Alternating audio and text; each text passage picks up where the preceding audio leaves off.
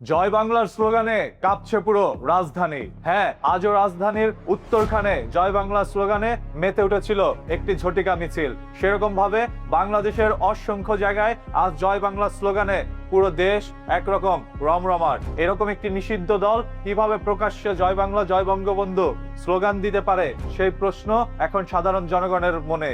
অনেকেই পোস্ট করে যাচ্ছেন দেশের মধ্যে আওয়ামী লীগ হয়তোবা খুব দ্রুতই ফিরে আসবে।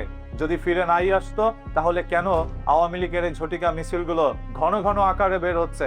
একদিন দুদিন না কাটতেই তাদের এই ঝটিকা মিছিল আমরা দেখতে পাচ্ছি। আর এতে করে একের পর এক আওয়ামী লীগের নেতা কর্মীদের জীবনও যাচ্ছে, তারা জেল জুলুমের শিকারও হচ্ছে, কারণ এই দলটিকে নিষিদ্ধ করা হয়েছে এই দেশে। আপনারা আরেকটি জিনিস লক্ষ্য করলে দেখতে পারবেন, এমন এমন লোক এখন জয় বাংলা স্লোগান দিচ্ছে যারা কখনোই আওয়ামী লীগের সাথে জড়িত ছিল না। তারা কেউই আওয়ামী লীগ থেকে সুযোগ সুবিধাও নেয়নি, শুধুমাত্রই তাদের ভবিষ্যতের কথা চিন্তা করে আজ তারা ভিডিওর মাধ্যমে প্রকাশ করছে তিনি একজন জয় বাংলার কর্মী, যাতে করে কোনোদিন এই দেশের মধ্যে আওয়ামী লীগ সরকার পুনরায় সরকার গঠন করতে পারলে, এই রাষ্ট্র ক্ষমতায় যেতে পারলে তারা যেন একটি সুযোগ সুবিধা পায়। সেই ভবিষ্যতের চিন্তা করেই আজ তারা রাস্তার মধ্যে নেমেছে। তবে আওয়ামী লীগ থেকে যারা সুযোগ সুবিধা নিয়েছিল তাদের অধিকাংশই দেখবেন একেবারে চুপ করে আছে, তারা একটি পোস্ট পর্যন্ত করছে না সোশ্যাল মিডিয়ায়। তাহলে কারা এই মিছিলগুলো করছে?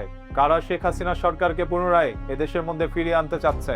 এই সম্পূর্ণ বিষয়ের উপরে আপনাদের মূল্যবান মতামত আশা করছি কমেন্ট বক্সে। বর্তমানে কিছু দুষ্কৃতী এবং দুর্নীতিবাজ মাদক ব্যবসায়ীর কারণেই মানুষ এখন বলছে আমরা আগেই ভালো ছিলাম। হ্যাঁ, ওদেরকে যদি কন্ট্রোল করতে না পারে বর্তমান সরকার, তাহলে মানুষ একে একে সবাই বলতে শুরু করবে আমরা আগেই ভালো ছিলাম, আগের সরকারকে পুনরায় এই দেশে দেখতে চাই। তবে আপনিও কি সেই সাথে একমত?